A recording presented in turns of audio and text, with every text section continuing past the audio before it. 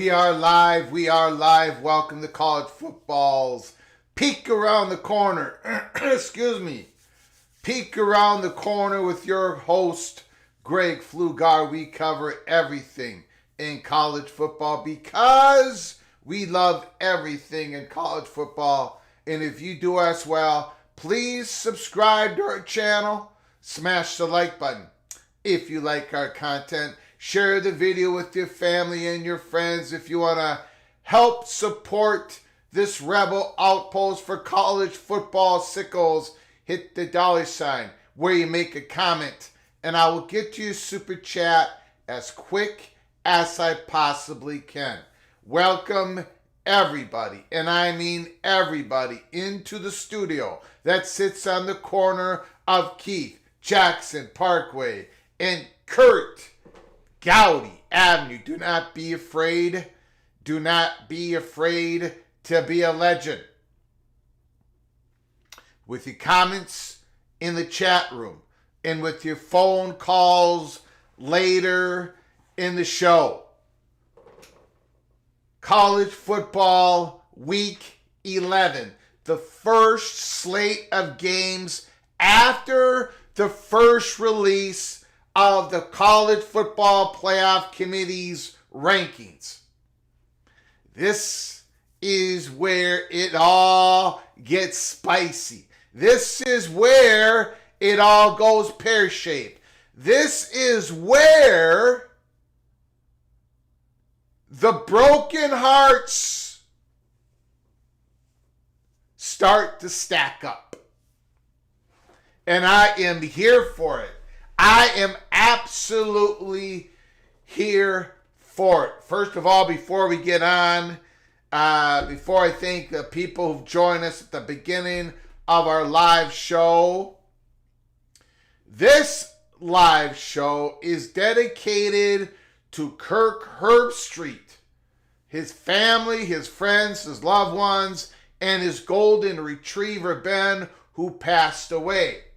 Now, if you are a dog lover, if you are a cat lover, if you have any pets at all, you know when you lose them, it hurts. So, to Kirk Herbstreit, his family, his friends, the next time you see your beautiful Ben, it will be forever. This live show is dedicated to Kirk Herbstreit and his family. Okay. I also want to, we also got to get to,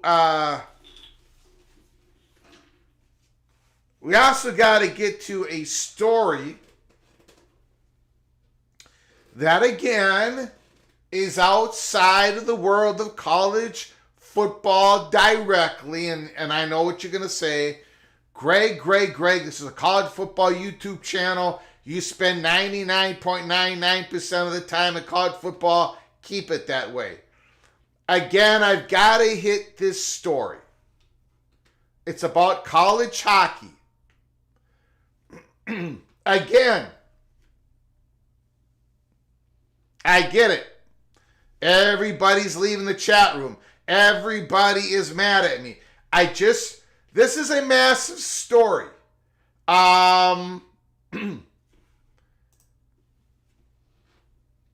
Breaking.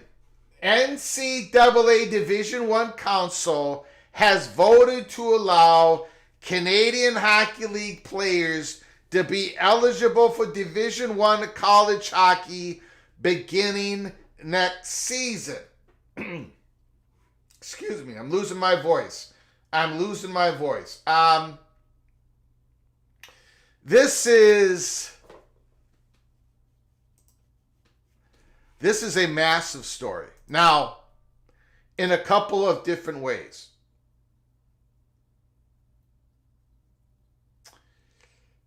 One,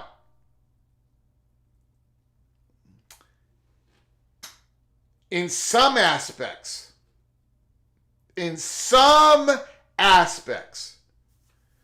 to compete at the highest level of college hockey just got a little bit more expensive, because some of those Canadian Hockey League players are going to cost a pretty penny to get down here, and some of these hockey programs are going to pay it. The Canadian Hockey League, it's about 60 teams in total. There's a whole bunch of players that might be looking to come down here to the States to play college hockey. So number one, it already was going to get more expensive to compete at the highest level. But on the other end, at the bottom end of college hockey, you're going to have more access to players who can play the game. Like, not all these college hockey, there ain't the money. They're not all going to come for a pretty penny. Only the top ones. But there's a whole bunch of players up there who are going to elevate the play of college hockey when some of them will, no question about it, because they've been wanting to come down here to go to school, get a scholarship, and play college hockey. These guys are sometimes older. They've already made some money. They're going to come down here. And so at the bottom end of college hockey, you're going to get guys who can play. And this on itself might expand the sport even more. But it is, locally here for the University of Minnesota, I've already said, we're not going to be spending we're not going to have the same salary cap budget for football as other Big Ten schools are, And the hockey is the leading reason why. There's no way our athletic director is going to be able to not spend the top dollars for hockey, because the pressure, the enormous cultural pressure on the university of athletic director and the department to compete at the highest level of college hockey is enormous. Nobody else has that. We have the most sponsorship money. We have the most money. We make the most money in hockey. We make 8 times more than Ohio State does in hockey. We have the money. Now we're going to have to spend it. We're going to have to compete for the highest. So the money going to our football, we're going to have to do more with less. This is going to have a big, massive ramifications in the world of college hockey, and then it's going to spread out, and wow, it's a big story here in Minnesota. I understand it's not a big story where you are, but here it is. Mark Bowman, Ronnie Dangerfield became famous for saying no respect at all. Greg Pflugar becomes famous for saying no disrespect at all.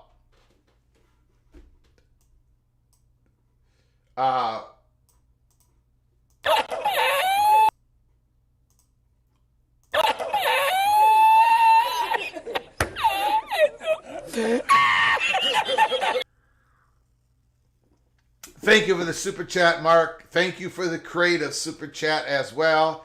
Thank you for your generosity once again to our channel, helping us keep the lights on. Very good. No disrespect at all. I only really say about 7 different things on this channel, and I just repeat them in a loop. People are starting to figure that out. Thank you, Mark. I appreciate the generosity. Hold on, everybody, 1 second. Just got to check something. Okay. So, Chef Ball, thanks for coming on in. I appreciate it. Jared Jones, Charlie Atwater, 7-1 Penn State. No disrespect at all to the Nittany Lions or to Tennessee. I don't think you deserve the 6th and 7th ranking, but it's okay. I think you're a great team. You get it rocking and rolling. You finish out the season. You're going to have a home game in the first round. Everything is still out in front for the Nittany Lions. Our Webb is in the house. Florida Man is here. John Till, Preston from Greensboro. I see gold in Greg's future. Kenneth Stromness. No matter what is said in the chat room, after that, it ain't going to matter. Kenneth Stromness just put the most accurate, intelligent, sophisticated comment in the chat room today. We're doing 12 games today for our selections against the spread in week 11. I guarantee you that I'm not going to go any worse than 10-2. This is the week that cures all ills. Greg the Gold is going to become Greg the Goldist. This is it, guys. This is the week. I promise you. It's my 5-star guaranteed. Jimmy Austin is in the house. Larry the GM. We are live. Mr. Longhorn is here. Caleb Ramirez. Gorb. Malprop. Greg, please predict everyone in the top 10 will win, except for the Longhorns. I respectfully ask for your votes.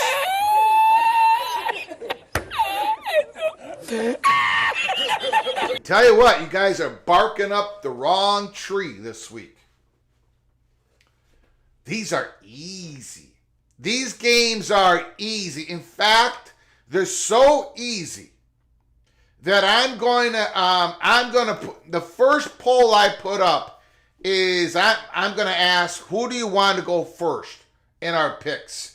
The PATC geniuses, who by the way are 45-61 against the spread, or Greg the Cold 44-62. And I'm going to be Greg the Gold this week. 45-61, the PATC geniuses are myself, 44-62. I'm one game behind you guys. This week is so easy that I'm going to give you guys the options. You go first or I go first. It's up to you. It's up to you. Still Austin. Well said, Greg the Gold. Still Austin is a believer. Good day, PATC. Great day to be an American. Jeff Morgan, thanks for coming on in. I appreciate it. Richard L. I think Richard L is a little bit sore at me. A little bit, or maybe more nervous than he should be, because he knows that I predict Colorado to somehow, some way, miracle shot, get the 4th seed in the college football playoffs when it finally happens.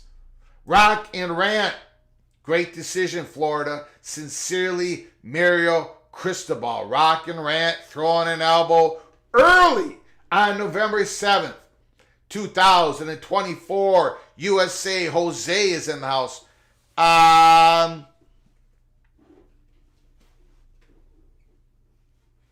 What? So I see there's a little bit of a rumor out there. I don't think it's official. You let me know, Jose, or anybody else in the chat room. Let me know if I got it all wrong, but I don't think this is true yet. But there is a couple of accounts, a couple of people. I don't know who they are. USC. I don't know if they're insiders. I've never heard of them before. But they're spreading around the rumor that Miller Moss is about to will. Now, I don't doubt that he'll go in the transfer portal. But that they've already made the decision, and that Miller Moss school that he's going to go to is Michigan. Let me know, Jose, or anybody else, if you've heard of this, if there's any real traction to this rumor. Let me know. Let me know. Stephen Vitt is in the house. Jay Chapman is here. Mr. Cyclone Matt Neeson is in the house. Steve the Bearcat, 100th anniversary of the historic Napier Stadium against West Virginia on Saturday. We got that game as one of our selections today. Expedition Greg is in the house. Thank you, Expedition Greg. Hey, everyone, go Buckeyes. And Expedition Greg has gifted a membership. Holy smokes. P. Digits has been given a membership. P. Digits, when you get an opportunity, please say thank you to Expedition Greg for his generosity to our channel. Once again, and I'm trying to find what I'm trying to find. Expedition Greg and P. Digits, you are hereby officially knighted Cloak and Dagger. Cloak and Dagger. When you get an opportunity, P. Digits, go check out our YouTube channel. Watch our YouTube-only membership episodes. Thank you, Expedition Greg, for your generosity once again to this channel. Thank you so very much. Preston from Greensboro says, we're blowing you out. You guys are the geniuses are one game ahead of Greg the Gold. One game ahead. And I remind you, last year we ended up with the same record. It was horrific. So for a year and 11 weeks, there's one game difference. The geniuses of PATC is 1 game difference, one game better from the mayor of Loserville City. So I'm not scared of you geniuses in the PATC community. I could not have done worse. But yet I'm only one game behind you. And this week I have broken everything down. Everything down. Everything, that the injury reports, everything. I've got it all. I've got the weather situation, the Notre Dame, Florida State. That's one of the 12 games. I've got it all figured out, guys. I'm not going worse than 10-2. That's the marker that I'm putting on myself. 10-2. The Eva Badger, Ryan Willie, is in the house. Tough Tony Lashin is in the house. On Wisconsin, Steve, may I remind everyone there's a fine line between genius and idiot. Let's don't be the latter. Okay. Billy Napier is staying at Florida. He's going to be the head coach of the Florida Gators at the start of the 2025 season. And we talked about this about 3 weeks ago, right? 2 weeks ago, 3 weeks ago, we did a live show. The title of it was The Coaching Carousel is going to be a short ride here in 2024. Not many spots are going to be open. Not many programs are going to fire their head coach in the Power 4 conference world. It ain't going to happen. And you're starting to see indications of that. As we go into this transition where athletic departments, athletic directors got to figure out how they're going to get enough scratch, how they're going to get enough money to fulfill all the salary cap or some of it to be distributed from the school directly to their student athletes and all the rising costs. This is not the time to fire your head coach. Now, it's going to happen somewhere. It's going to happen somewhere, but it ain't happening in Florida. I don't think it's going to happen in Arkansas. You go right down the list. Now, maybe it happens at Purdue. Maybe it happens at West Virginia, depending on how they finish out. I don't think it's going to happen at Baylor. That's my opinion. Also, what I've heard. Anyway, so it's going to be a short carousel ride, and Billy Napier is not going, the Florida job is not going on that carousel. Billy Napier is going to be the head coach in 2025. They're going to have Legway as their quarterback. He's done pretty good before he got injured. Anyways, all right, so that's that. So let's get to it.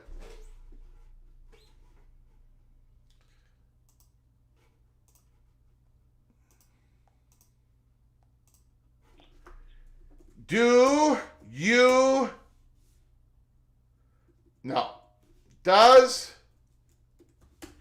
PATC community want to go first? Yes, you want to pick the selections first, or no, I would take the predictions first. I'm going to have you guys decide who goes first here in our picks.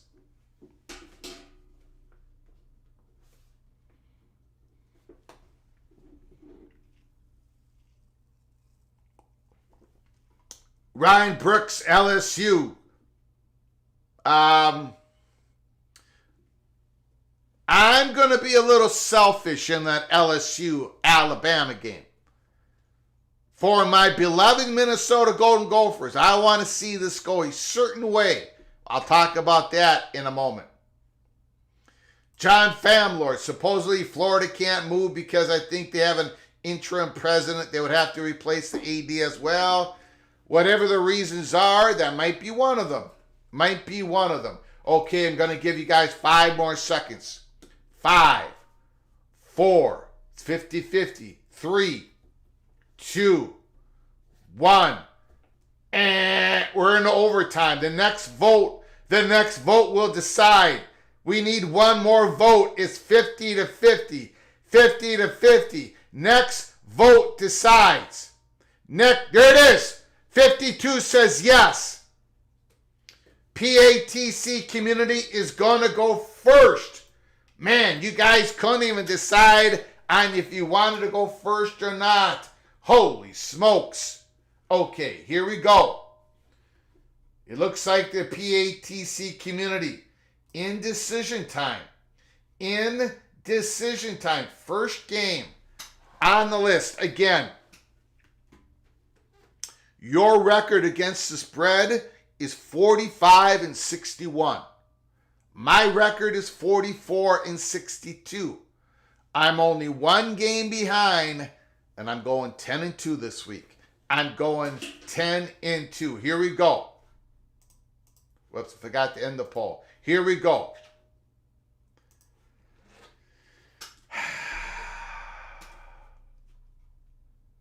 Pressure's on. The pressure is on. Does Iowa cover the -6.5 point spread versus UCLA? If you vote yes, you're taking Iowa and you're giving 6.5. If you vote no, you're taking UCLA and you're getting 6.5. The voting begins now.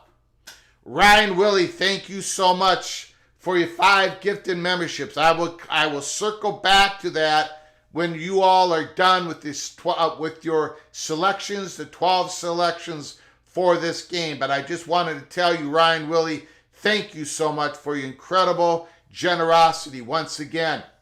Buckshot Kid, 89, Xmatox, Jeffrey Bell, Nick Stevens, you are hereby gifted a membership. I will circle back to that after we're done with the picks.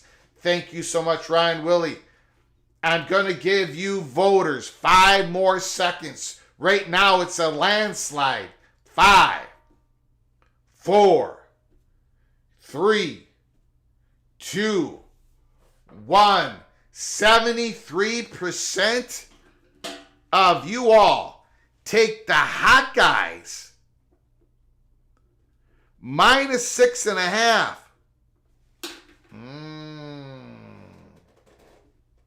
So what you guys are telling me, what the geniuses are saying is, I was going to travel down to Pasadena, California, play on a Friday night, and they're going to cover against the Bruins? Hey, you know that one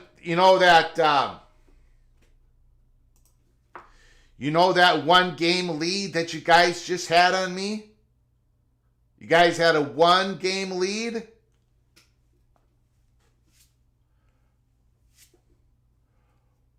Poof. It's over. It's all over. Okay, second game.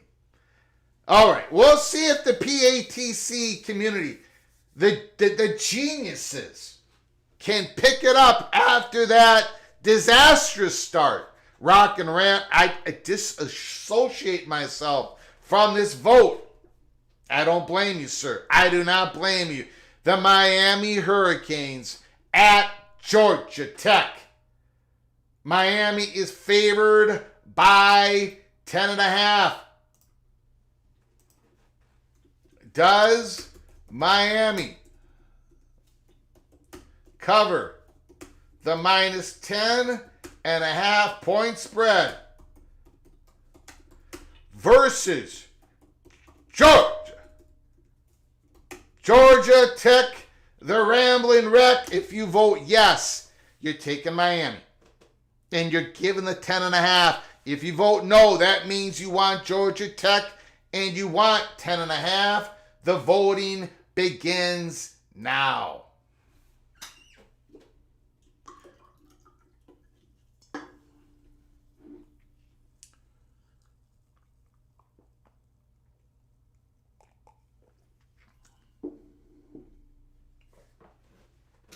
Bearcat Steve, not taking any of you, including Greg, to a sports book. Good Lord. Stephen Vitt, Miami destroys Georgia Tech by 35. Jeff Morgan, defense is going to be lots of points. Lots of points. Tony Lashin says, my heart will not allow me to pick Iowa. Tony, you got to use your head, not your heart. Rock and Rant, people have not been paying attention to UCLA the last few weeks. The last few weeks, it's been the last month. They had the Gophers confused. They've had everybody confused. They moved that defense around. They might not have the Jimmies and the Joes, but I think they have a really high IQ on the defense. That's all I'm going to say about that. They had Dylan Raiola just... I will get to that game when I make my predictions. I'm going to give 5 more seconds on Miami and Georgia. We got a close vote. 5, 4, 3, 2, 1. 52 says no. The PATC community takes Georgia Tech. Georgia Tech to cover over Miami. Interesting. Very interesting. Doesn't look like they have... Looks like they might not trust Miami defense. Maybe the PATC community believes the backdoor cover is in play with Georgia and Georgia Tech, Miami, Florida. Here we go.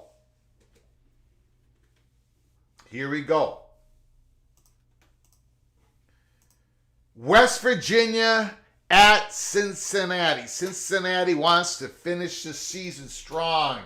West Virginia, Neil Brown trying to keep his job. Does Cincinnati cover the -5 points spread versus West Virginia Mountaineers? If you vote yes, you're taking Cincinnati and you're giving the 5 points. If you vote no, that means you want West Virginia in the 5 points. The voting begins now.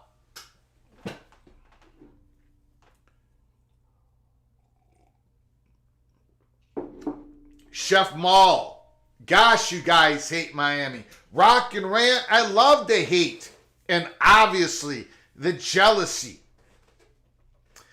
Jeff Morgan, don't do it, Greg. Don't pick West Virginia when you have your selections. Well, you're just going to have to wait, my friend. You're just going to have to wait.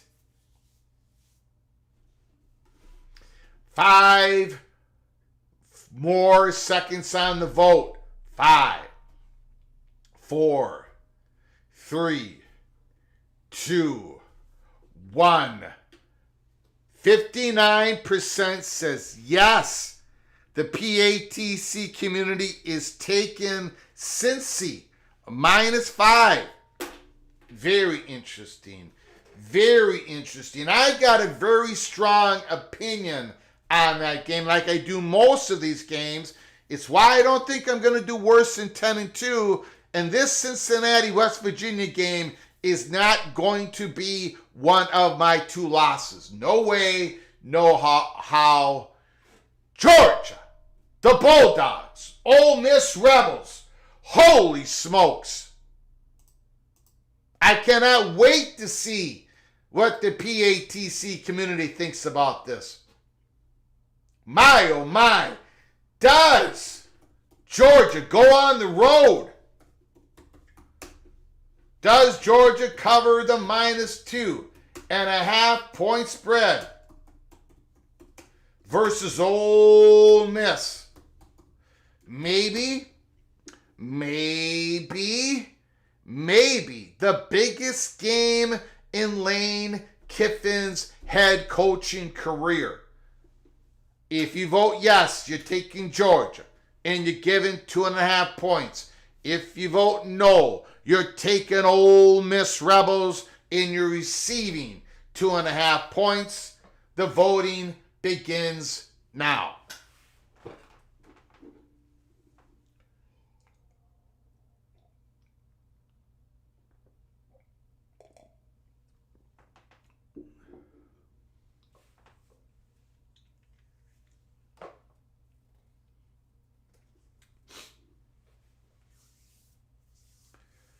John Famlor, like I've said elsewhere, you can't beat Georgia's defense except over the top. Can Ole Miss throw the ball for big plays deep? I somewhat agree with that comment, John. I somewhat agree with that comment. I also have a very strong opinion on this game. Tony Lashin, Lane gets carried off the field after the win. Tony is painting a picture. Tony the Picasso is painting a picture of what he thinks is going to happen after this game. 5 more seconds on the vote. 5, 4, 3, 2, 1. 63 says yes. 63% of the community is taking the Georgia Bulldogs and given 2.5 points. Now that is interesting. That is very interesting. Very interesting. Michigan at Indiana. At Indiana. I'm going to mention some statistic here, but after you guys make the selection. Does Indiana... Whoops, I screwed that up. Does Indiana cover the -14.5 point spread versus Michigan? If you say yes, you're willing to give 14.5 points to Michigan. If you vote no, you want to take Michigan and the 14.5 points. The voting begins now. Jimmy Otson, that half point tips it to Michigan. The hook. Jimmy says the hook makes the Michigan play more valuable, enough to take the Wolverines. Preston from Greensboro, Greg the Gold, cursed Indiana last show because I praised Indiana last show, and I'm sticking to it. I am sticking to it. Ryan Thomas, who would have thought we would see a day where we would favor Indiana by that much over Michigan? Yeah, that is true. 5 more seconds. 5, 4, 3, 2, 1. 54-46, Indiana. Close. A close vote. Indiana, 14.5 points to given up to Michigan. Now, we had this big argument. We had this big show yesterday. I gave you guys my thoughts. I thought Indiana and BYU being 8 and 9 should do-si-do with Penn State and Tennessee. So Indiana should be 6, BYU 7, or flip them, whatever. I believe they're in the same batch. And Tennessee and Tennessee and Penn State are in the same batch, along with Notre Dame. But look, people disagree. That's fine. I just gave you guys my strongly held opinion. We had somebody in the chat who said Indiana hadn't played anybody. They're whatever. And I said, well, if they had the gray and scarlet mascot with what they've done, with who they played, and how they beat them, they would be ranked higher than number 8. I also believe that is true for BYU. I saw John Klatt. Is that his name? I'm having the guy from Fox. Klatt. He put up Indiana's statistics. 2024 Indiana. Joe Klatt. He put up 2024 Indiana versus 2023 Georgia at this point of the season. Okay? Indiana 8-0, Georgia 8-0. Indiana with a strength of schedule of 103 versus last year, Georgia 100. Indiana winning their games by more than 31.5 points, Georgia 25.5 points or something like that. And yet Indiana number 8, Georgia number 2. Again, I don't know if Indiana's going to be as good as Georgia was last year. That's not the point. The point is, yes, the strength of schedule, not all that great, but that's going to change here. Michigan, even though they're down, they're still a competitive team. Indiana's going to be playing the Buckeyes next week. But at this point in time, the way Indiana has performed, and you can see it, they're legit. You got to give them their due. And I don't think they're quite not getting enough respect. Same thing why I quite don't think BYU is getting enough respect. It's not by a whole bunch. But anyways, I just wanted to point that out. Michigan, Indiana, the PATC community takes Indiana. Iowa State at Kansas. The Cyclones need this game. They needed the game last week, and they did not get it. They needed to win convincingly against UCF, and they barely beat UCF. The Cyclones need to hit the gas pedal. No more breaks for the Cyclones. Will Jayhawks be another break for the Cyclones? Here we go. What does the PATC geniuses think about this game? Does Iowa State cover the -3 point spread versus Kansas?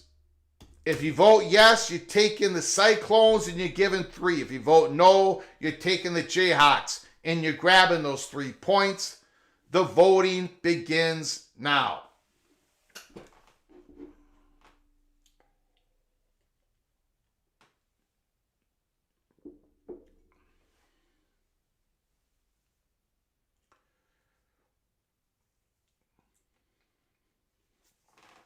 Tony says 3 seems low to me. Jeff Morgan says this game is the Cyclones' elimination game. Opie, so then you take Michigan in the first half because Indiana should be looking ahead to the Buckeyes. Ryan Thomas, Indiana, and Ohio State next weekend will be awesome.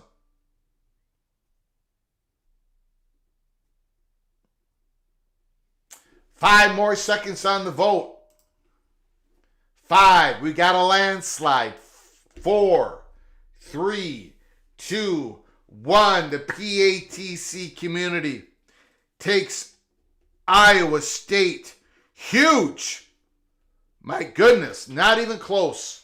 Not even close. Okay, here we go. Woo! Texas Tech 23. Iowa State 22. Joey McGuire has kept his job, saved his job. The Red Raiders going to try to finish the season strong. They're at home. The stadium is going to be packed. Colorado Buffaloes are coming in with still a shot to get to the Big 12 championship game. Deion Sanders, Shedeur Sanders, Travis Hunter. The Buffaloes are -4. -4, and Morton's okay. Quarterback of the Red Raiders, he's okay. He's going to be starting. He's going to be playing Colorado. Does Colorado cover the -4 point spread versus Texas Tech Red Raiders? If you vote yes, you're given 4. If you vote no, you're taking 4. The voting begins now.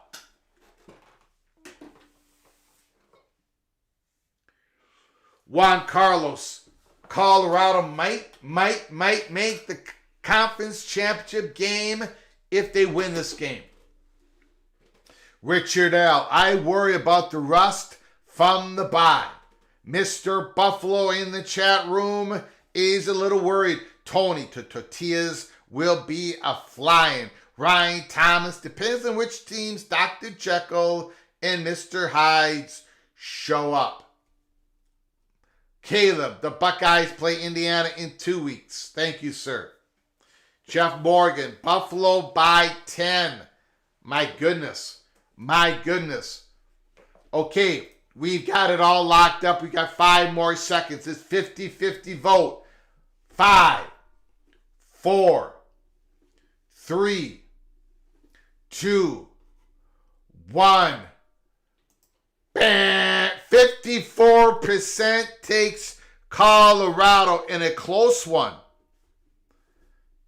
The Buffaloes -4.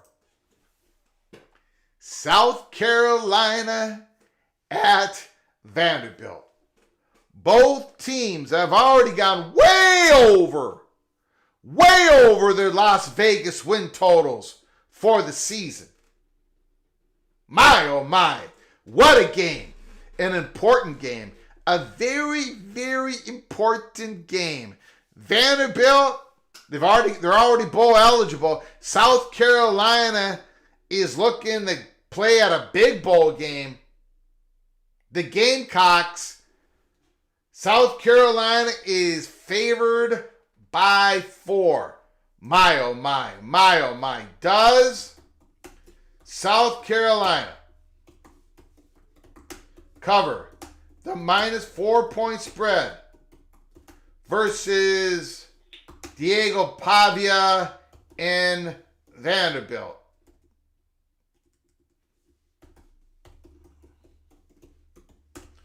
The voting begins now. If you vote yes, you're taking South Carolina -4. You got to give the 4. If you vote no, you're getting 4 points and Vanderbilt.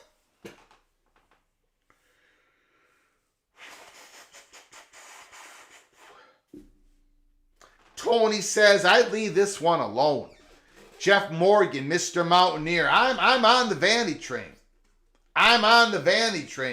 Steven Vitt, Vandy, an overtime thriller over the Gamecocks. Opie, I hate this game. I love both of these teams and their head coaches, Charlie Lee and Shane Beamer. We're going to give this 5 more seconds. It looks like a landslide. 5, 4, 3, 2, 1. 65% says Vanderbilt.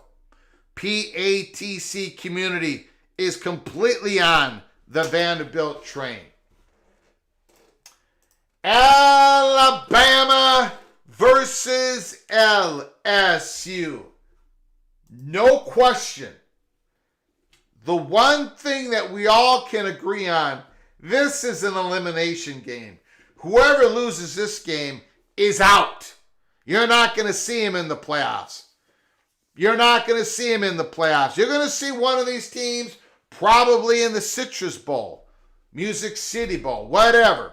Look, both of these teams are not getting in the playoffs. Maybe one of these teams, and it's got to be the winner of this game. Bama at LSU. Does Alabama cover the minus 3-point spread on the road versus LSU? If you vote yes, you're taking Bama and you're giving 3 points. If you're voting no, you're taking the Tigers plus 3 points. The voting begins now. Alabama at LSU. Woo! Tony, Brian Kelly needs this one. Preston from Greensboro. Brian Kelly won't be part of the family after this game. Ryan Brooks, can I vote twice against Bama? Ryan Brooks, Mr. LSU, is trying to stuff the ballot box. Ryan Thomas, this game determines Kelly's leash length for next year. Opie, this game will be a fun game to watch. It's most likely going to be 6-3. And I have no idea who has 7. 5 more seconds on the vote. 5, 4, 3, 2, 1. No! It's LSU. The PATC community takes LSU. Ryan Brooks was able to stuff the ballot box. Holy smokes. We have controversy. We have no evidence. We have no evidence. LSU is the pick. Very, very interesting. Ryan Brooks says vote early, vote often. I wonder if you guys did the right thing in this game. I wonder why. Now look.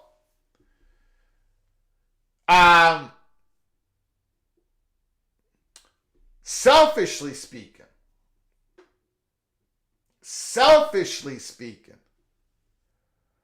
the road to the Citrus Bowl for my beloved Minnesota Golden Gophers and to play Alabama in the Citrus Bowl depends on this game. If LSU wins this game, Bama's pathway to the Citrus Bowl looks pretty solid.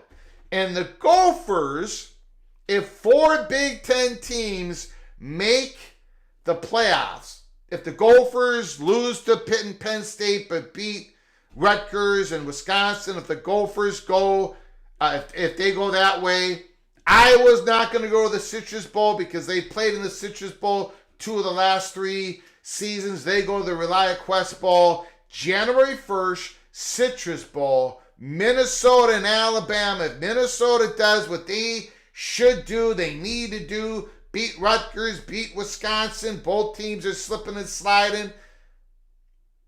The Gophers versus Bama at the Citrus Bowl is a very, very, a lot of people are starting to predict it, could happen. I want Bama. I want Bama. I want Bama. I want Bama. So LSU, do your job. Do your job. All right, here we go. Notre Dame at home on a Saturday night. NBC. Florida State at Notre Dame. 26-point spread. I got a feeling that Saturday night is going to be a good night. That Saturday night is going to be a good night. And I'm not going to say why yet. I'm not going to say anything. I'm going to keep my big mouth shut for now. Does Notre Dame cover the minus 26. Hold on. I already screwed up. Does Notre Dame cover the minus 26 point spread versus the no offense of LSU? The voting begins now.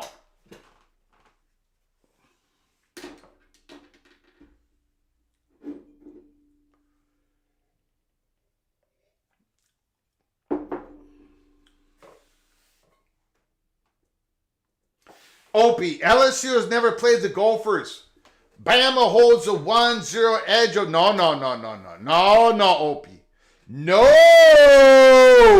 Check that record book again. The Minnesota Golden Gophers hold a 1-0 edge over Bama. The Gophers beat Alabama in a bowl game early in this century. Go check it again, Opie. Go check it again. The Gophers are 1-0 over Bama in a bowl game. Minnesota is 1-0 over Auburn in a bowl game. We don't lose to Alabama schools. We don't, the big northern Minnesota, we don't lose. We don't lose to Alabama schools. We want Alabama. We want Alabama. What did I do? LSU? I'm sorry. Florida State. You guys know what I mean. Florida State. That must be the Minnesota education. Wow, that in the host is a moron. Yes. Okay. Notre Dame. No. Not covering. Not covering against Florida State. The PATC community is taking Florida State.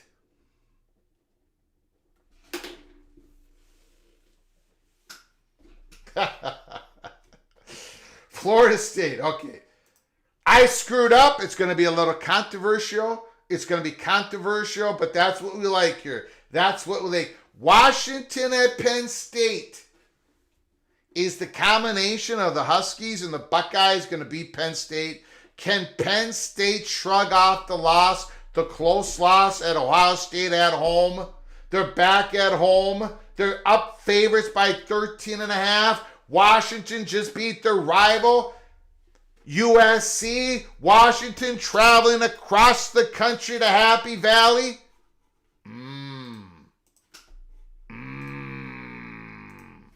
Does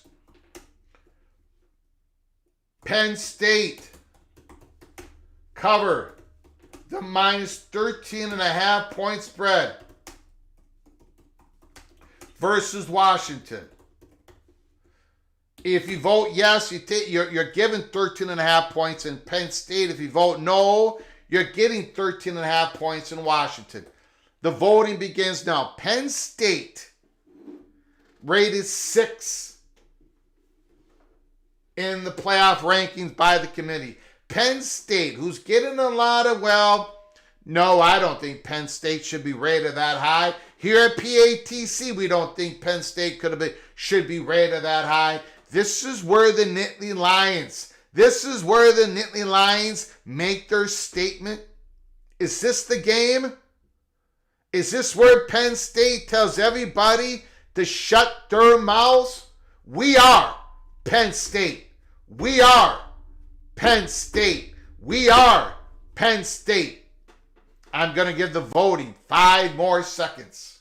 5, 4, 3, 2, 1. Yes, 58% takes Penn State. Interesting. And now, the final game of the 12-game selection. And everybody knows what game this is. Everybody knows what game this is. Minnesota and Rutgers. No, just kidding. Just kidding. The Holy War. BYU at Salt Lake City, Utah.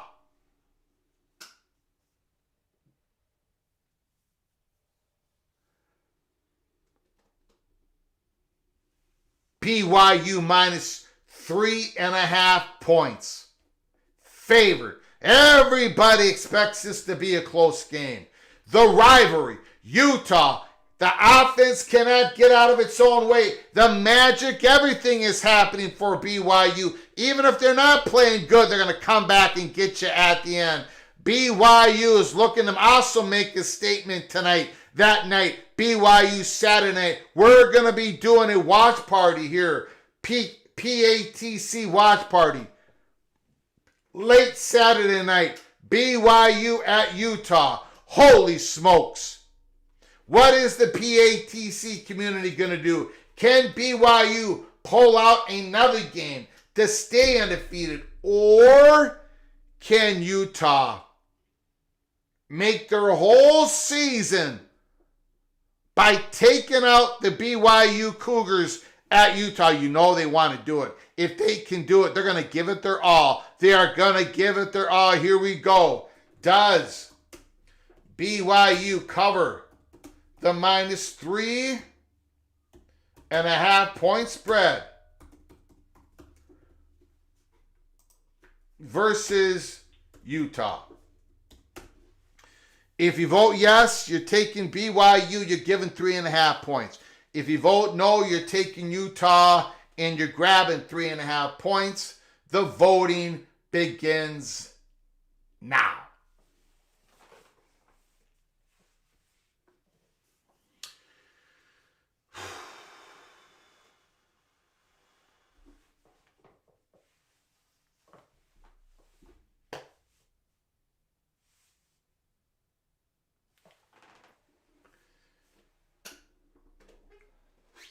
Don Scruggs, I can't stay up late enough for Yankee football, y'all. Juan Carlos, magic is happening for the BYU this season. Tony, Notre Dame versus Florida State on NBC. Minnesota and Rutgers is on NBC at 12 o'clock noon Eastern. Notre Dame and Florida State is on NBC prime time. So NBC's got two games going on. Stephen Vitt, BYU by 10 over Utah. Okay, we've got a landslide. 5 more seconds. 5, 4, 3, 2, 1. 84% of the community takes BYU. Okay, so you geniuses in the PATC community took Iowa, Georgia Tech, Cincinnati, Georgia, Indiana,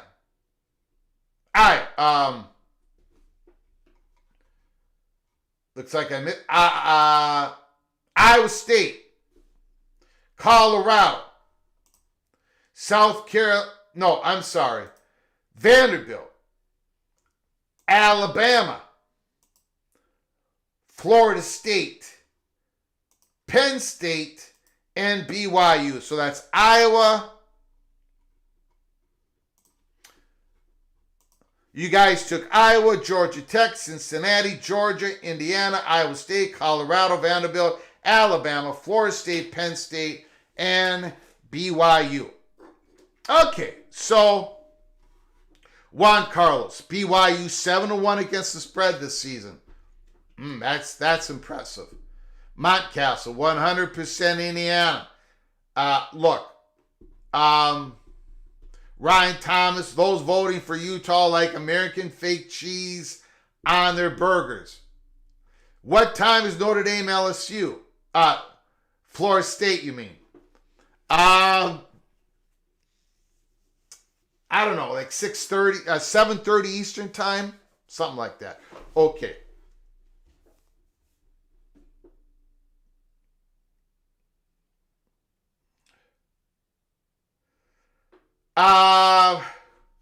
Hold on here.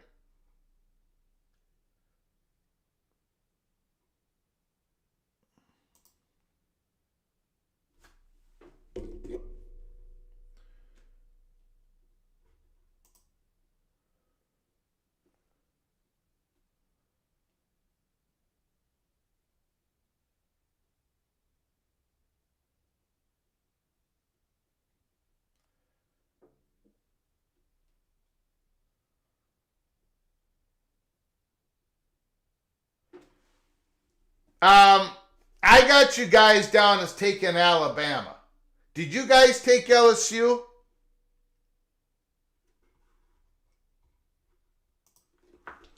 Can someone rewatch the tape? Stephen Vitt, did we take LSU? Expedition Greg, yeah, we took LSU. Okay. Somebody needs to do a video review. Okay, everybody say LSU. Okay, sorry guys. Wow, there he is. There might be controversy after this week. There might be. I'm already trying to reverse a voting measure that you guys put into. Okay, here we go. It doesn't matter what you guys do. It doesn't matter because I'm going to blow you out of the water. I'm going to blow you out of the water. Let's go. Let's go. Thank you, Ryan Thomas. LSU. Okay. Iowa at UCLA.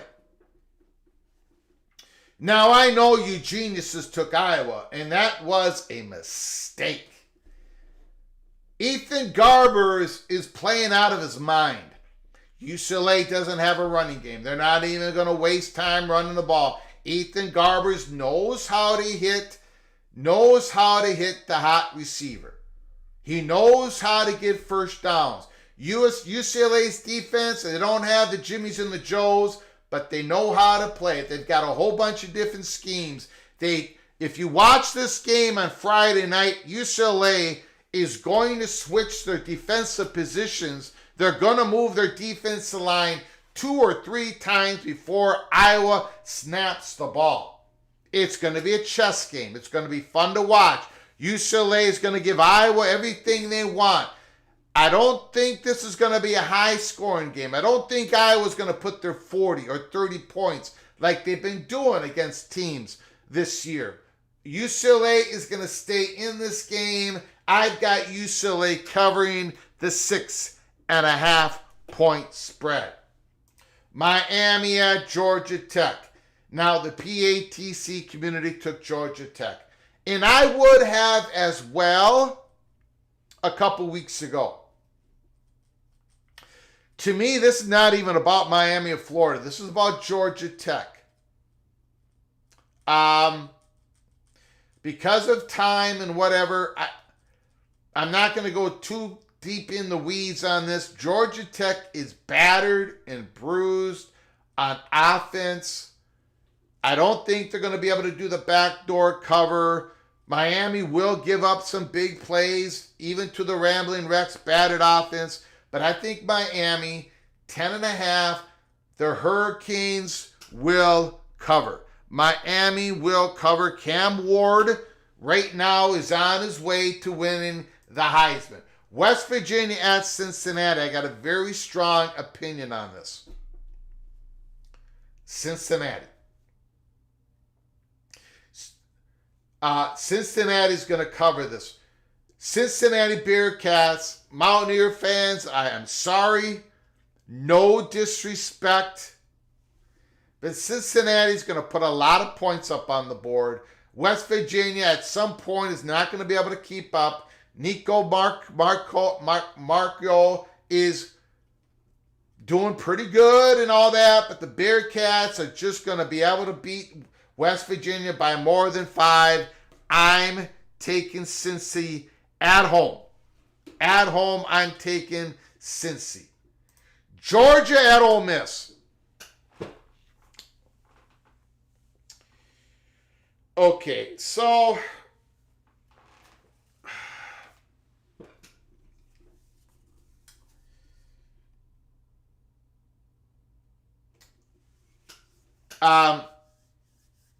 Jeff Morgan, thanks, Greg. You are welcome, my friend. You are very welcome. Look, I happen to think, okay, so one, Carson Beck, the wheels have come off.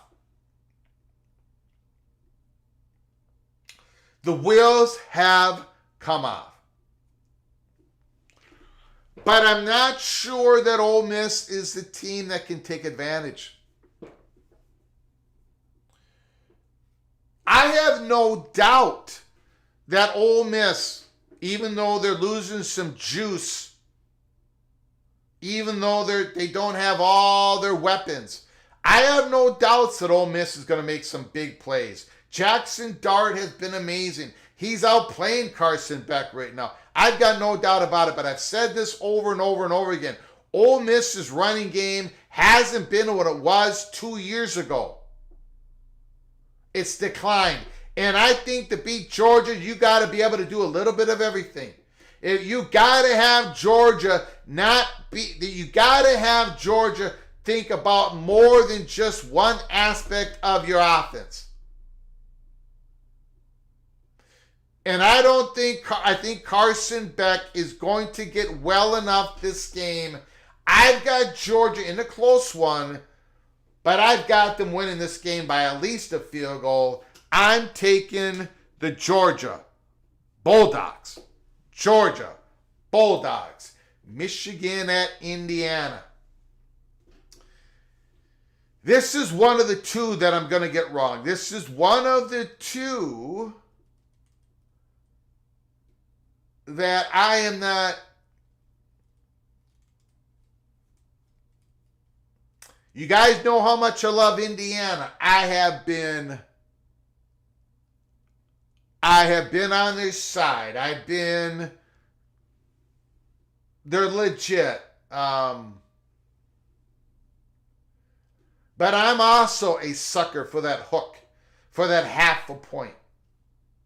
I think Indiana's going to win this game by 14 points. I've got Michigan.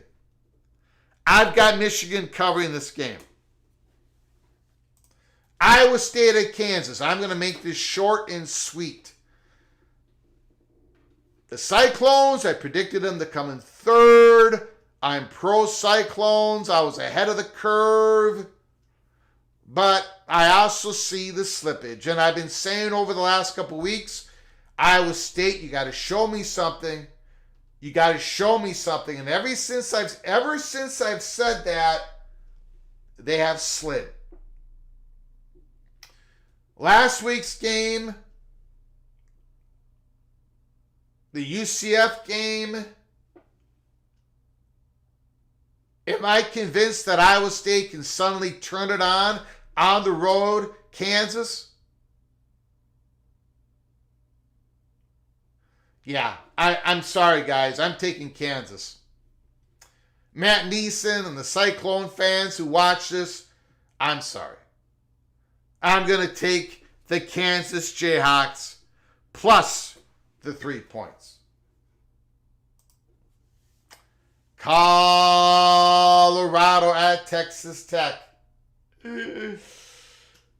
Well, I think you guys know where I'm going with this. Texas Tech Red Raiders.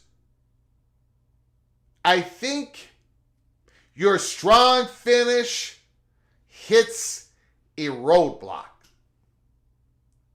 I've got Colorado getting into the Big 12 championship game, winning the Big 12 championship game, doing everything from now on very impressively to where they get a fourth ranked in the college football playoffs. I've got Colorado beating the Texas Tech Red Raiders by 17 points. I've got Colorado. No disrespect to the Red Raiders, but this is the Colorado Buffaloes' time. Right here, right now. Ricky Tungate, thank you for the super chat. I will circle back to your super chat. I will circle back to Ryan Willie's very generous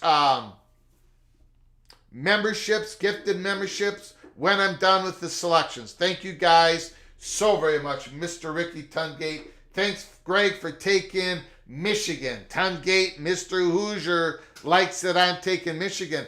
But Mr. T-Town Hawk likes that I'm rocking with the Jayhawks. Rock Chalk Gold this week. Absolutely. Absolutely. Okay. So I'm taking the Buffaloes. I am taking the Buffaloes. I think they're going to shine at Texas Tech. South Carolina and Vanderbilt. Sorry, I'm off the Vandy train this week. I've got the Gamecocks rolling because they are rolling. Now, you're going to see a difference here. South Carolina is going to go to Vanderbilt and win by a couple touchdowns, but at the last week of the season, a limping, stumbling, bumbling Tennessee Volunteers might get a big hiccup at Vandy, but we'll get to that at the end of the year. But I'm taking the South Carolina Gamecocks minus 4.5 points with ease.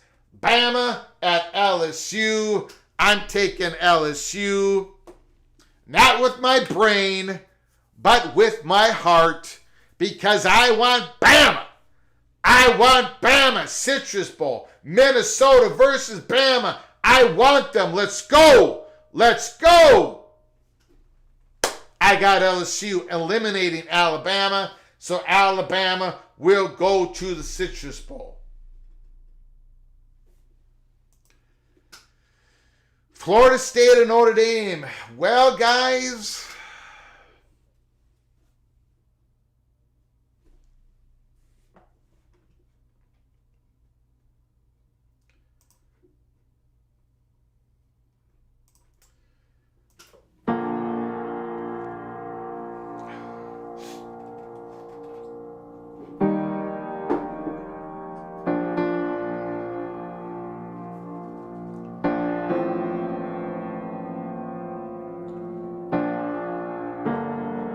Florida State,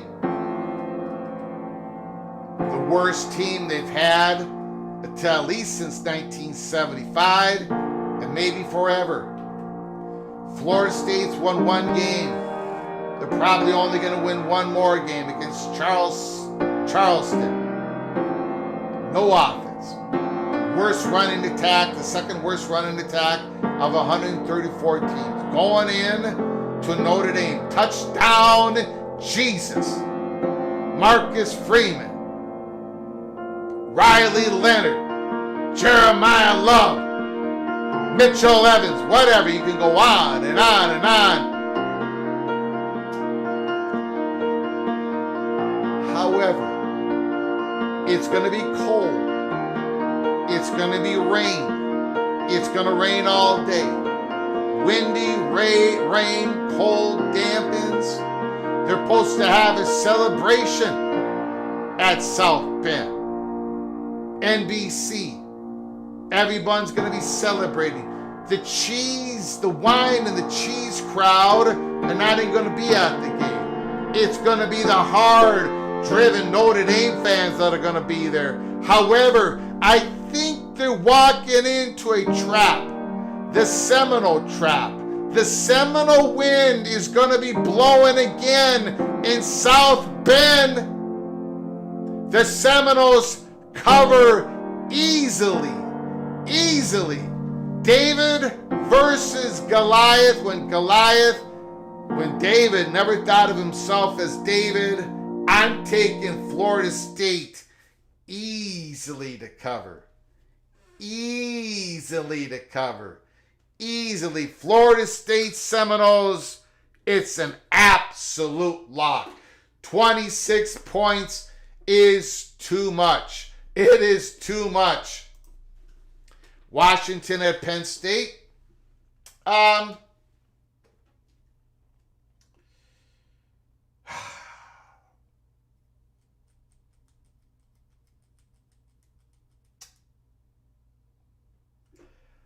Well, there's no way I can take Penn State. I'm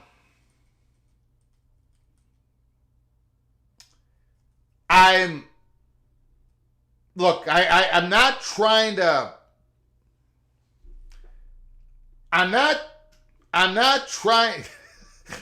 Go Black 45. Notre Dame 27. Florida State 0. After I did all that, 27-0. Ryan Thomas, the weather's not going to be bad enough to slow things down. Blasphemous. Damn it, Greg. Don Scruggs. Okay. I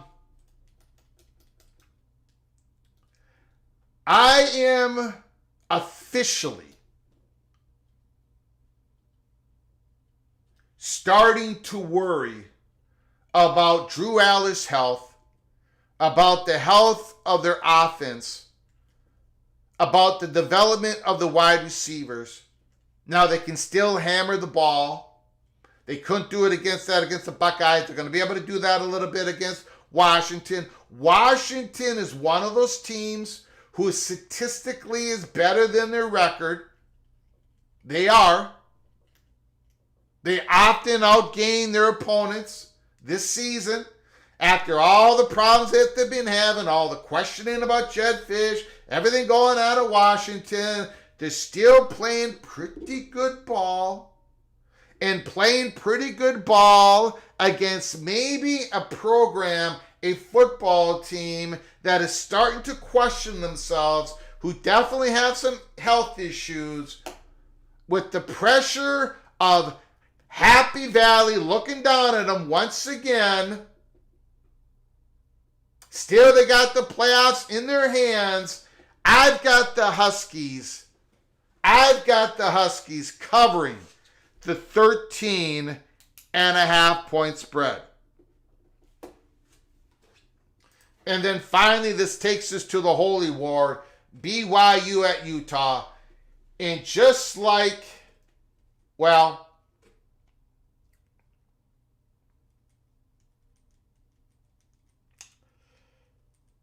just like I think that Colorado is going to be sprinting towards the Big 12 championship game, I believe the BYU Cougars will also be sprinting towards the Big 12 championship game. BYU hammers Utah. BYU wins the Holy War by the middle of the third quarter. BYU takes down Utah, and it's going to be BYU versus Colorado in the Big 12 championship game. Just don't ask me how it's going to happen. I just believe. So, I've got UCLA. You got Iowa. I got Miami. You got Georgia Tech.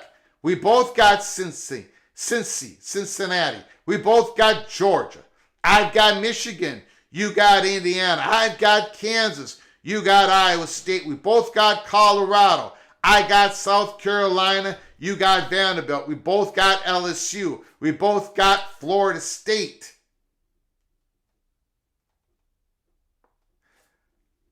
I've got Washington. You got Penn State. We both got BYU. Richard L., we are screwed. That's what you're getting out of this? Richard L., is that what you're getting out of this? Come on. Ryan Thomas, we are cool. Come on. The magical season is over. This is what you guys get out of this show. What I'm giving you is pure genius, even though I've got a winning percentage of 40-some%.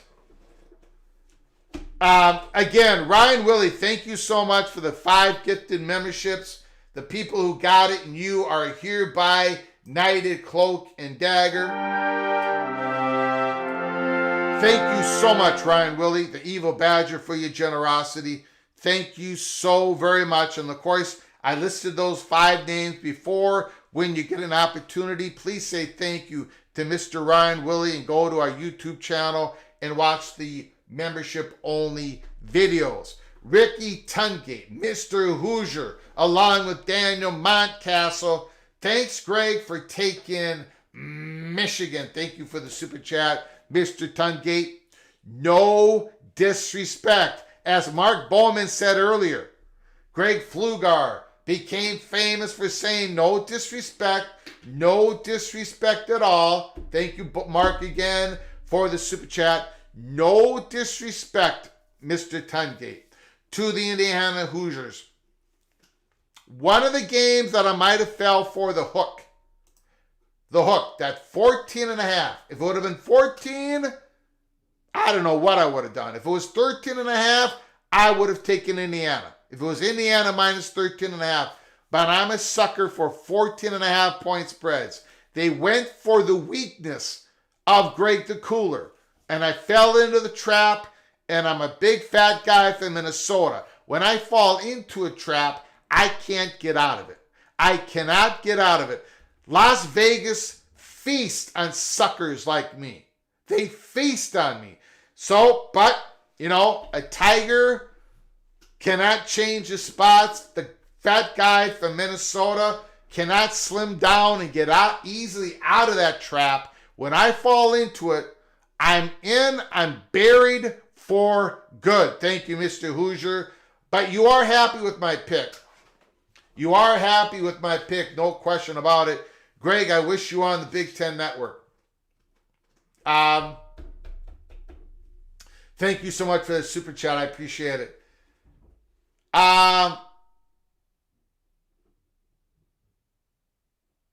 Well, I will never be on the Big Ten Network. They do not like me. They do not like me. So, I'm just going to say that. Michael Tamez, Flood, you're the man. I appreciate it so very much. Everybody says they're screwed. I go through the picks.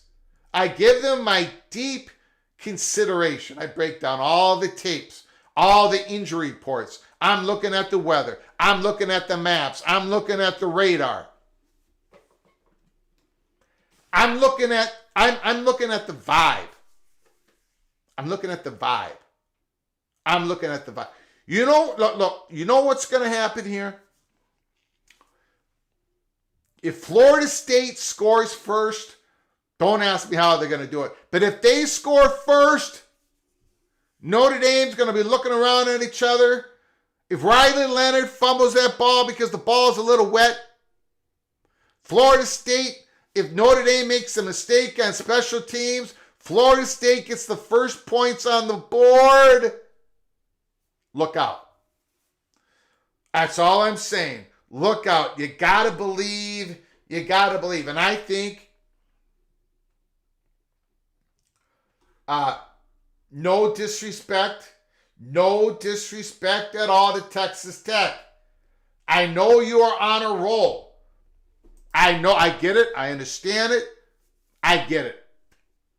Good team that started off strong, that hit a rough patch, and looks to be finishing strong. But the last couple, Colorado, they're all bought in, and I think they've already started. They've already started sprinting, and I think they're going to sprint right through the finish line to the Big 12 championship game. And it's a matter of bad timing for the Texas Tech Red Raiders to be playing Colorado on November 9th. It's more of bad timing. That's what I think. That's what I think. The little general needs to throw down the rope ladder. She's not going to be able to help to get me up. Okay, so we're going to take your phone calls. I'm going to check if there's any reporting out there. Thank you guys for doing all that with me. Appreciate it. I have a blast. R Web, thank you so much.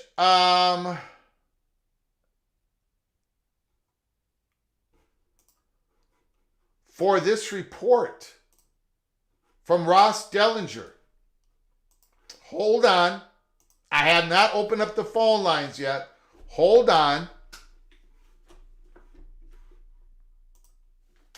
The SEC, breaking news. The SEC has set a football scholarship limit of 85 for the 2025 season. The league told Yahoo Sports in a response to a request that is 20 fewer than the max 105 under the House settlement roster structure. Schools may still have rosters up to 105, 85 plus 20 walk-ons.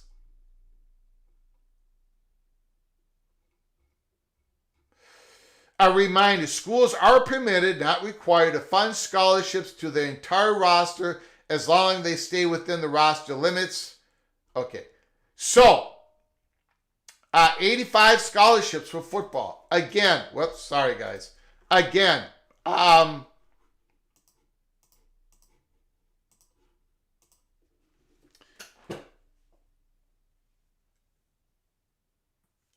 a surprise, really.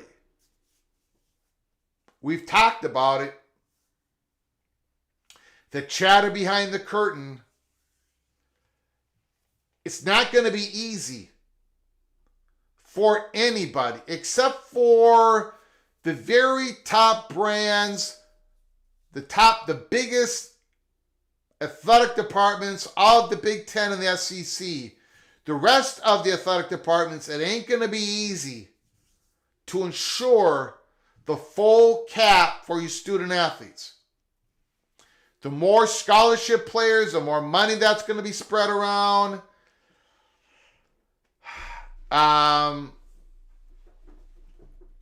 There are reasons why even the SEC and the Big Ten are looking for more revenue. One of those revenues could be a scheduling agreement. If the SEC is sticking at 85 scholarships, look, you've got SEC programs that are going to be using some of the money on extra baseball scholarships and NIL money going to their baseball players. And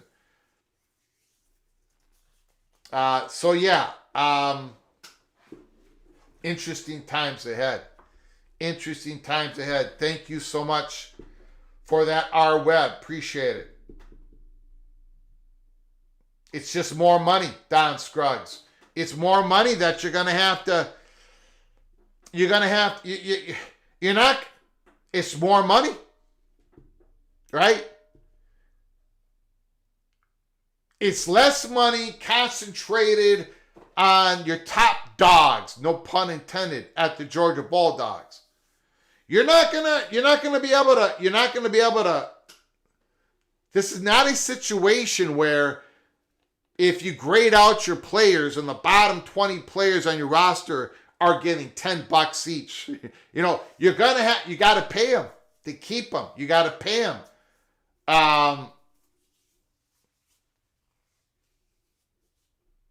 This is going to be a challenge, man. It is. Maybe not for Georgia.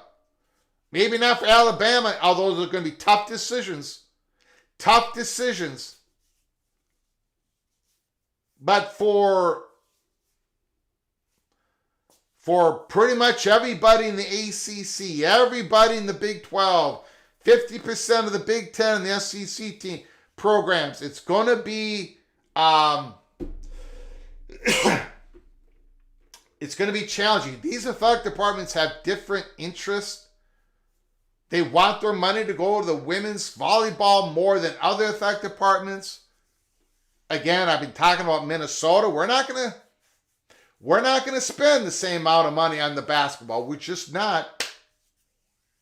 We're not going to spend the same amount on the football program.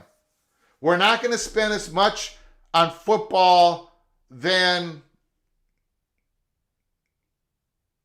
Rutgers within the salary cap.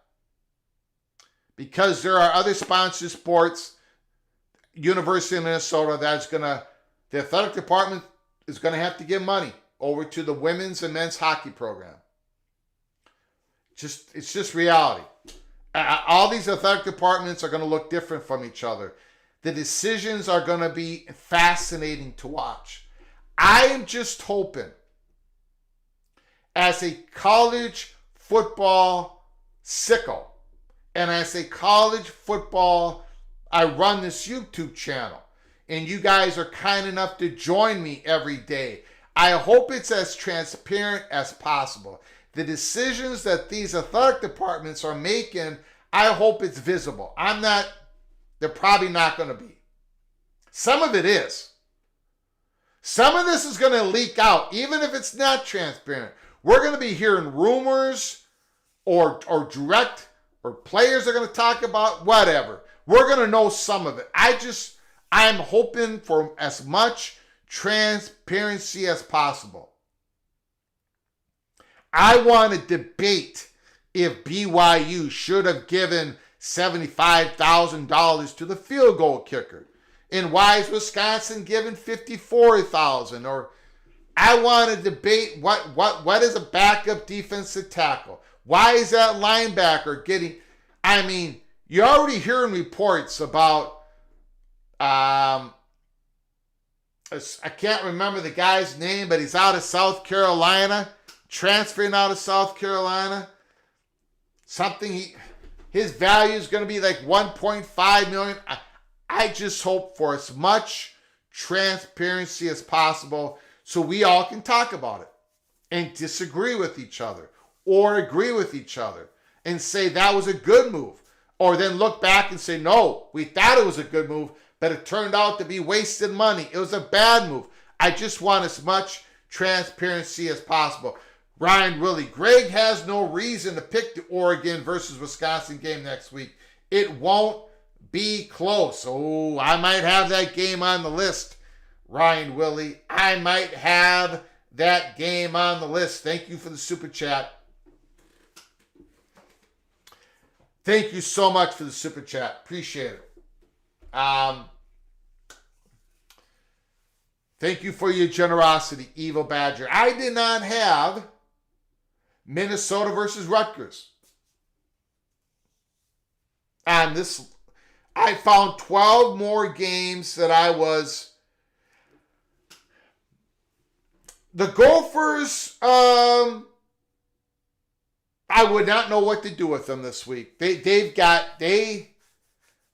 I talked about it while we were doing the watch party. There was a secondary game. The Gophers got smashed. They've spent all week in the whirlpool. Illinois Fighting Illini smashed them. And it was all clean hits. But it was clean hit after clean hit after clean hit. The Gophers were a better football team. But if it was a rock fight, if it was a fight, Illinois won it in the 11th round.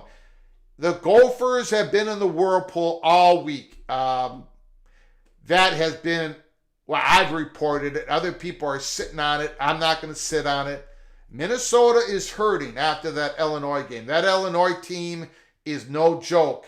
So we'll see what happens. So I bypassed the Rutgers-Minnesota game. I'm hoping the Minnesota stays on a roll. Wait, there's women hockey? I did not know that. Yes, there is. Absolutely. Absolutely.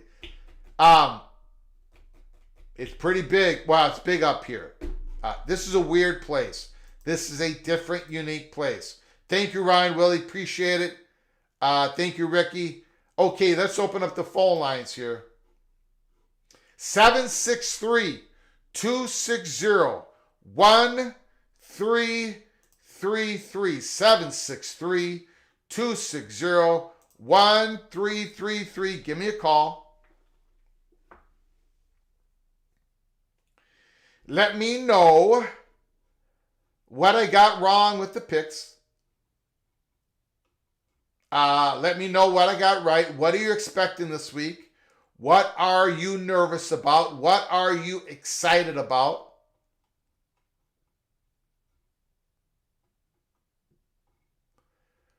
What do you think about the Florida Gators keeping Billy Napier for the next year? Again, that coaching carousel is going to be awfully short. It's going to be a short ride. Teams, look, there's so many tough decisions when it comes to money this year. They don't want to add on to it by firing a head coach.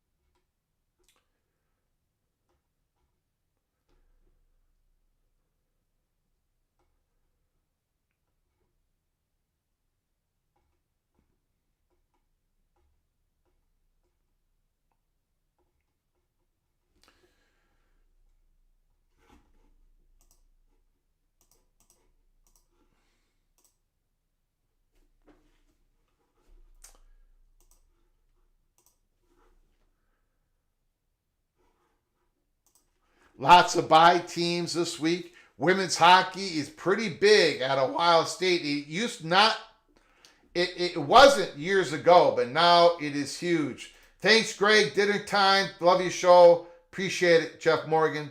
Appreciate it for coming on in.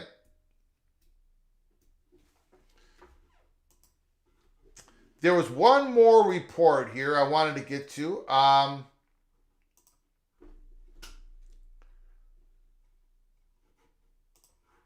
Thank you, Expedition Greg, for giving me more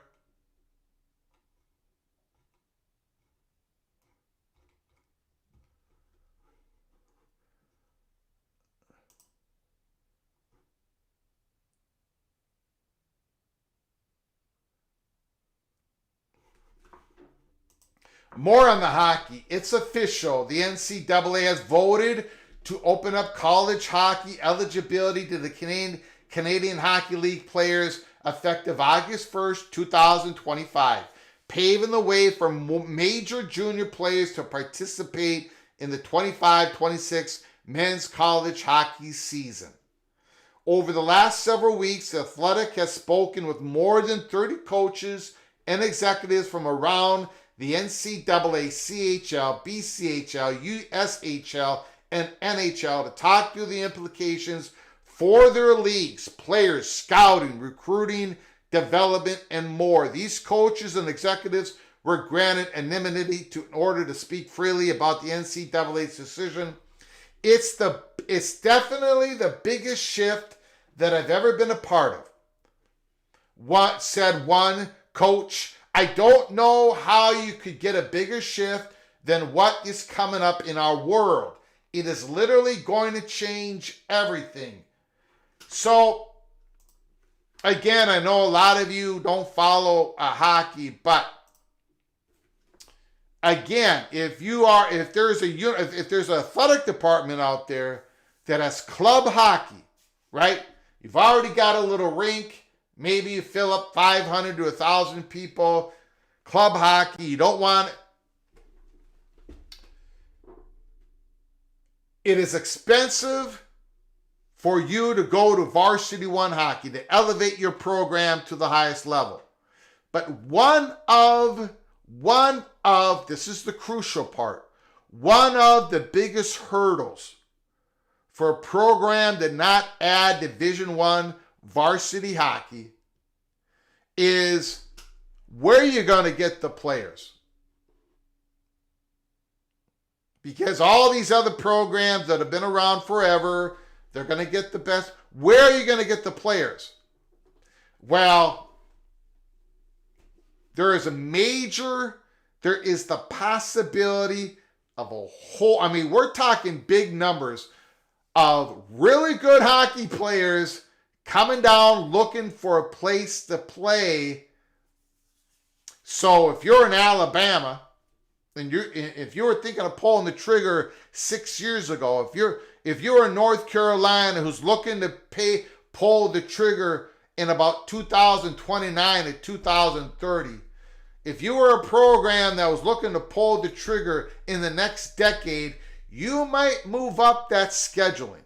You're not going to put a whole bunch of money into it, but the availability of players that can play so your program can actually compete at a decent level right off the bat, well, my goodness. My goodness. Yes, I do. Preston from Greensboro, do you think UNC will go Division I? Yes, I do. Yes, I do. Even with all this other stuff going on, all this added expense to your incredible basketball program. Remember, North Carolina is going to be spending more of that salary cap into their basketball, a little less than their football. They're kind of like Minnesota. We got another interest.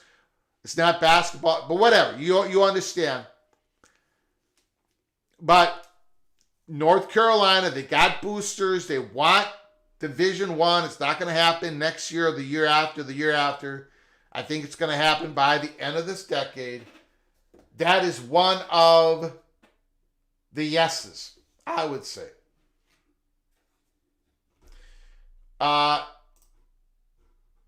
John Marucci is rolling over in his grave. Thank you for the super chat. Getting a lot of buffering. I do apologize. Getting a lot of buffering. Thank you for the super chat, Tony. Yep, you're building a new hockey arena.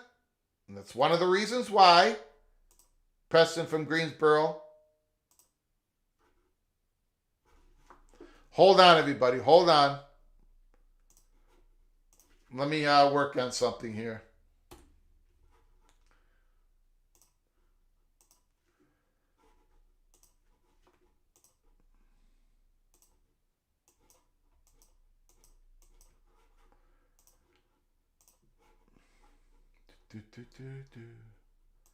Yeah, you get in a new hockey arena. We've been talking about that for a couple of years. It's eventually it's going to happen. It's just that now that there's going to be availability for players out there who are going to be able to step in and really play and compete at the highest level of college hockey. It's going to be enticing. It's going to be very enticing for a couple of those athletic departments not to move up their time schedule on moving to Division I.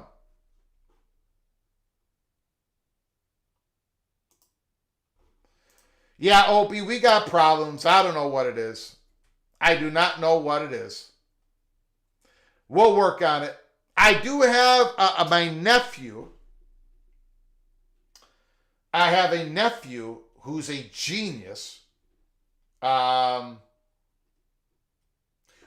going to be coming back home here. He's been working on one of these big campaigns during for a candidate outside of Minnesota. That's all I'll say. He's coming back home. The elections are over. He's going to come back home and he's going to help me clear up some stuff. And this is one of the things that'll help me clear up on. So I do appreciate you guys' patience. It comes and goes.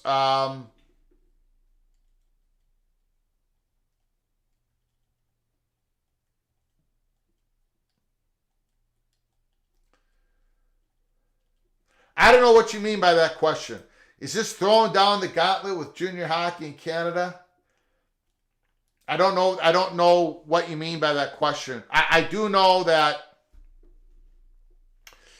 these players that have been playing in junior hockey in Canada have always wanted the opportunity to come down here. Now, the way everything has changed in college athletics, it has opened it up. No, it's on my end. It's on my end, Daniel. It is. I get warnings here. Sometimes we get excellent connection and then suddenly everything goes pear-shaped. My nephew knows the problem. I'm going to wait till he comes back. We're going to clear it up. We are going to clear it up. Or at least clear some of it up. Jose heard that Miller and his parents want to remain in the Big Ten. Well, where is his parents from? Where is Miller Moss' parents from?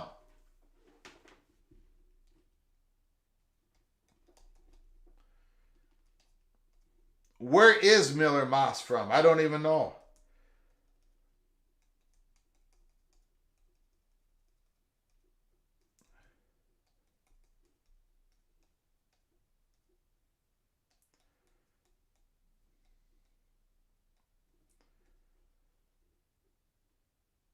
He's from Mission Mills, California. Mission Mills, California.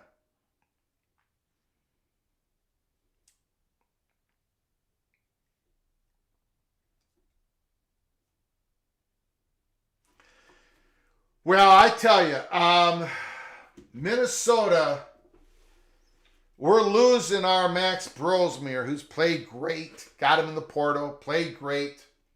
He's played great. He might get drafted like in the 7th round of the NFL draft. Max Brosmere is going to at least get a cup of coffee in the NFL.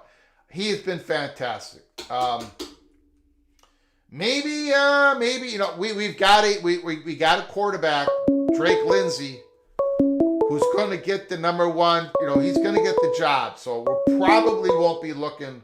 But I would love Miller Moss. Call from Jose, fight on. Jose is on the line. The floor is yours. Jose, I would love Miller Moss to come to Minnesota, but we're going to get outbid even if we got in the bidding. Is there some true Michigan steam? There is.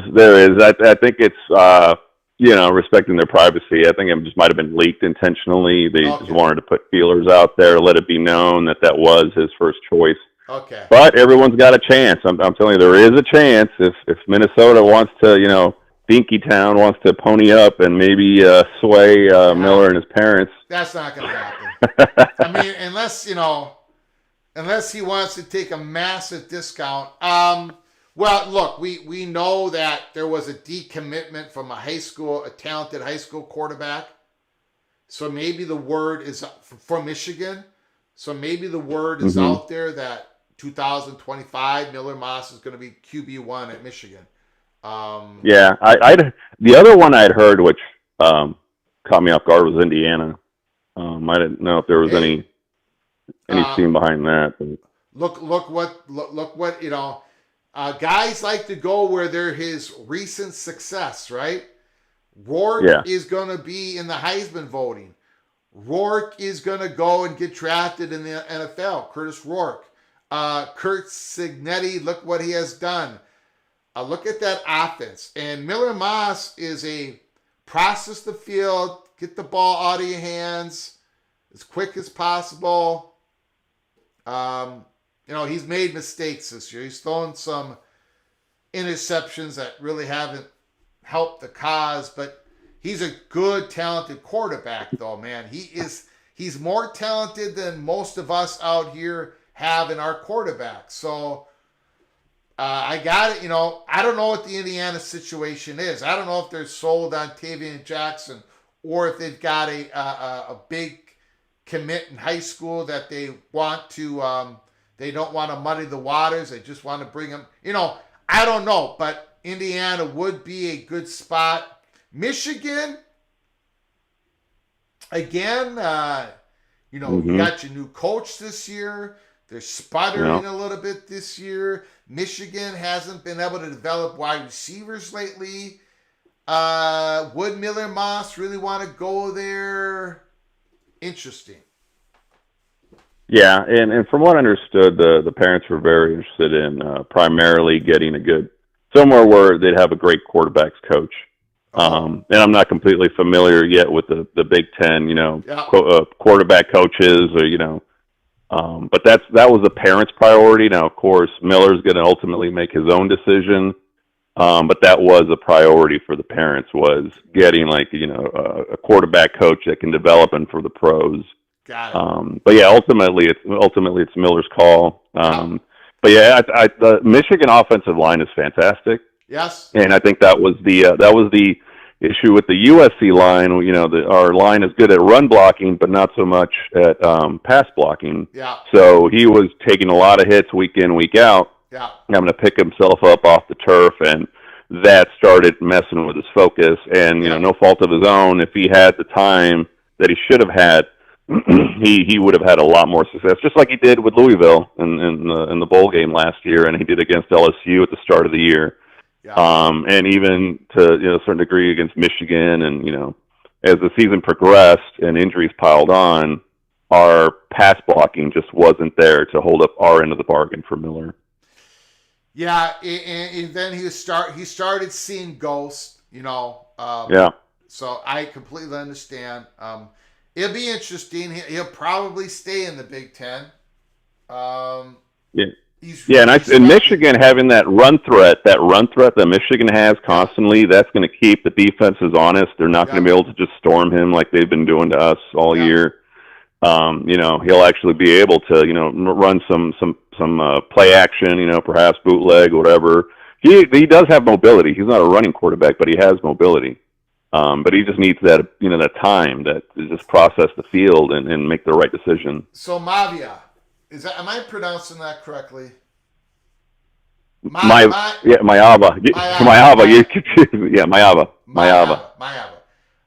Yeah, strong arm. Strong arm. He's got legs. He's got that home run threat. He scored against Utah State in week 2. So he was 8 for 11 in cleanup time, but his arm is just strong, and he's got that home run threat where if the defense cheats and they play Woody Marks too strong, he's going to leak out the back and just make them pay. So he adds that.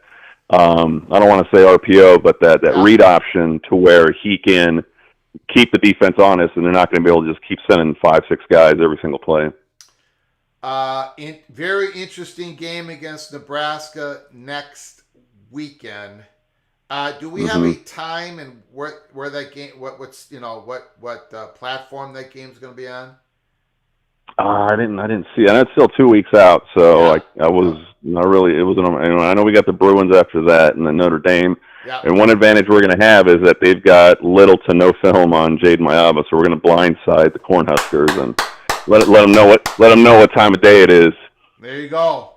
We're going to fight on all over their backs. I'm glad the Gophers didn't have to go against them because we couldn't stop your running anyways. So yeah. And we expect to see a lot more Quentin Joyner as well. So it's once we get that run threat going, it's going to make us multidimensional, and that's kind of like what we were lacking this season. The defenses almost were queuing up; they knew what we were going to do before we executed it. So it'll give us more options. But yeah, it's again, we were when we'd win by 20. When we'd lose by 1 score. It was just a few tweaks here and there, calibrating this, that, and the other, overcoming injuries, getting some depth. But we're not that far. Yeah. Yep, I agree, man. I agree. It's going to be fun to watch. All right, thank you, sir. Yeah. All right, buddy. Good talking to you. Thank you, Jose. Great right on. Beautiful.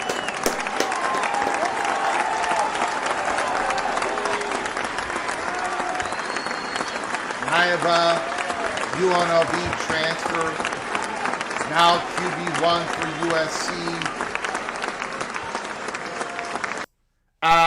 Troy Siebold, thanks for coming on in. Do you think that Oregon and Washington will add a hockey team because of this? I don't think it's about adding a team because of this. I think it's possibly moving up the timetable because of this. And I haven't heard anything about Washington. We did hear a lot about Oregon. When we were telling everybody that Oregon and Washington were definitely in play, and we gave for the Big Ten, and we set hurdles that they had to get through. One of them, Kevin Warren would have to leave office. He did. The other thing was the Big 12 was going to have to be successful in the cracking in the Pac-12. They did, and it kept things. Oregon was wanted by Fox. When we were going through all that, if you go through our YouTube channel, episode 52, I still remember it. We gave all the information on Oregon, the boosters. Oregon was willing to tell the Big Ten that a hockey program was something that they were going to build upon, not right away, years down the road. So would this move up the timetable for Oregon Ducks? Maybe, but it ain't conversations that they're having right now because look what's going on here. I mean, athletic departments are looking for any dollar possible to feed to the student athletes that they have under scholarship right now under the NCAA House versus NCAA settlement within the salary cap. Money that's going directly from the athletic department to the student athletes. So nobody is adding a hockey program right now. At least none of the power conference bigger schools. Smaller schools, yes, they are. They have been a couple of years lately. And this is going to move up their timetable. I do believe that's what's going to happen, at least in Oregon. Maybe Washington, I haven't heard. But nothing imminent, nothing close, years down the road for the Oregon Ducks. I'm more assured of North Carolina by the end of the decade. An actual Duck, we want Big Ten hockey in Eugene. I think it's going to happen. I know that Oregon and the Big Ten talked about it. We know that. We know that here at Peek Around the Corner. That has been talked about. Just nothing imminent. Not even close to imminent. But keep that in the back of your mind. UNLV has been looking at a hockey program. Yep. All right. I think we're going to close it down. We've been on the air for now 2 hours. I do appreciate you all coming on in. I appreciate the phone calls and the donations. Thank you so much for helping us keep the lights on here at Peek Around the Corner. We just got a new one. Preston from Greensboro. Thanks for the info, Greg. Rest in peace to your uncle. Yeah, once again, I showed the obituary. Thank you so much, Preston from Greensboro, for your incredible generosity, for just helping us keep the lights on so we can do this every single day. Thank you so much from Preston from Greensboro. I just want to show the obit. The money perch from the University of North Dakota. As I explained earlier, it did not tell the story of everything that he's done. But this is Norm Huffman. Was born the second of two sons. He made it through high school, but he was not a great student. After working odd jobs, he went on the railroad with his father. But he left town on a trip, and the railroad gave his job away to a more senior employee.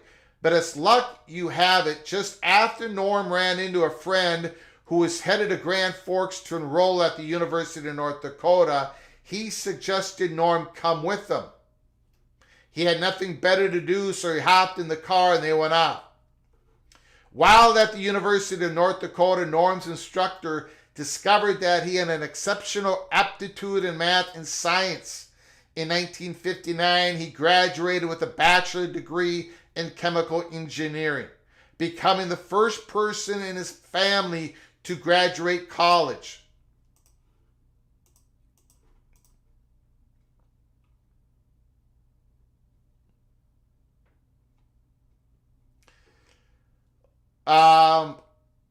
In the heat of the space race, he began working at an aerospace contractor in Pasadena, California, while also studying for his master's degree at the University of Southern California, USC. And while he never finished his master's, he knew enough where other people in his industry were telling him he needed to go out on his own and go into business for himself. He and two partners founded Technical Ordnance in 1964.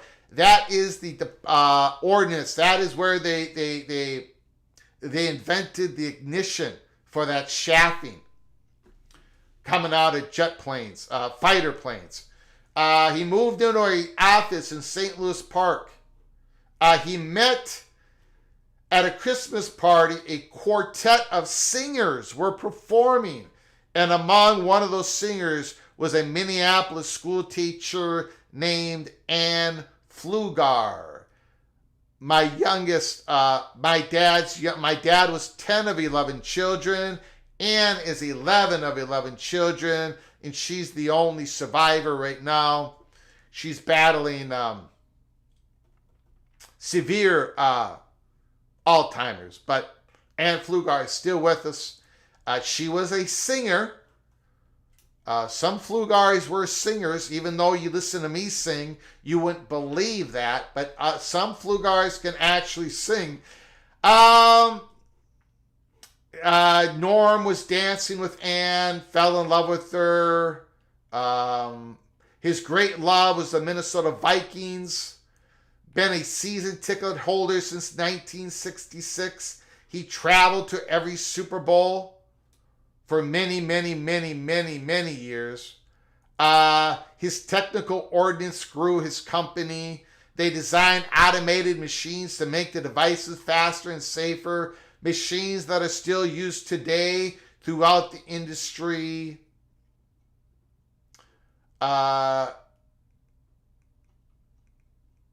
He also put in a lot of work into making an impact on the communities that he was in. He served on the board as well as the chairman of Ridgeview Hospital, where he spearheaded the 212 Clinic in Chaska and led the campaign for Waconia Ridgeview Here Center, an emergency room expansion. He donated to the University of North Dakota, establishing the Norm and Ann Hoffman Chair in National Defense and Energetics. He also helped the University of North Dakota gather materials like books, papers, and schematics to create the largest pyrotechnics library in the country. And he spent more than a decade acquiring the different land parcels at Coney Island. He spent money on it, his own money, hundreds, just thousands of dollars to clean all of that up, and then gave it back to the county. So as the park, so that any Joe Sixpack can enjoy the island for free. He bought it from the state of Minnesota, cleaned it up on his own dime, and then gave it back freely to the state of Minnesota. I think it's safe to say that he's left his mark on his community and countless of lives he has changed, so forth and so on. It left out a lot of other things that he found himself in.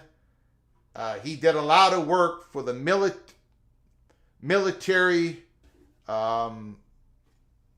what have you. But anyways, thank you, Preston from Greensboro. I appreciate your incredible super chat. I appreciate all of you guys' kind words. I appreciate it so very much. Rest in peace, Norm Huffman, who happened to be my godfather. So, and Ann Pfluger is my godmother. Thank you so much.